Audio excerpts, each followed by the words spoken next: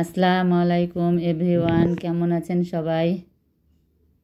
এই তো আজকে একটা ছোট ব্লগ নিয়ে চলে আসলাম।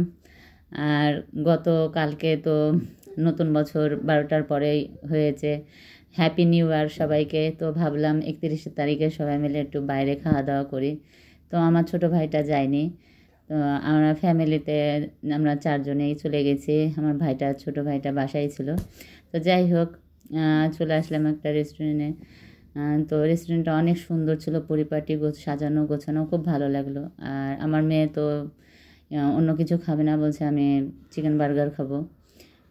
তো আমরা ফার্স্ট টাইমে হোটেলে গেছিলাম।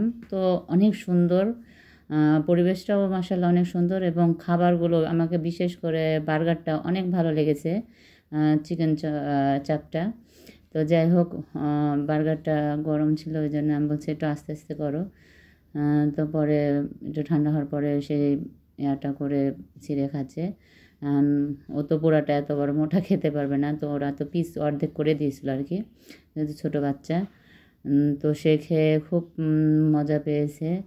আর বলতে গেলে কি, আমারও অনেক মজা লেগেছে যে আমার বাবাটাও এই যে বার্গারটা খাচ্ছে, বার্গারটার কি বনটা আছে না, সেটা খাচ্ছে মিষ্টি মিষ্টি, ওই জন্য।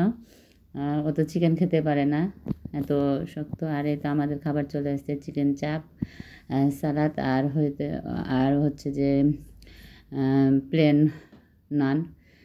তো চিকেন চাপটা অনেক ভালো লাগলো নানের চাইতে, নানটা আমার অত পছন্দ হয়নি। তো খাবারটা মোটামুটি খুব ভালো ছিল। তো বলতে গেলে বিশেষ করে আপনার চিকেন বার্গারটা অনেক টেস্টফুল ছিল। তো যাই হোক, আর এই তো ওদের সামনে ঢুকতে যেটা আর কি, তো এখানে কিছু আমরা পেস্ট্রি আর হচ্ছে যে পাউরুটি নিয়ে নিলাম, কাটাকুটি যেগুলো দেখতে পাচ্ছেন। ইয়ামি ইয়ামি চকলেট কেক, তারপরে এমনি ভ্যানিলা কেক, অনেক ধরনের ভ্যারাইটিস কেক ছিল ওখানে, পেস্ট্রিও ছিল। তো যাই হোক, ওখান থেকে আমরা কিছু নিয়ে নিয়েছি। আর আমার ভাইয়ের জন্য আমি হচ্ছে যে পার্সেল করে নিলাম। আর এখানে যে ওর বাবা ছেলে দুইজনে মিলে খাচ্ছে।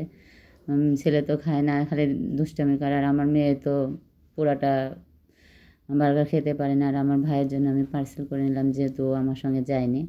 তো আমরা তো চলে যাচ্ছি। আল্লাহ হাফেজ, ভালো থাকবেন।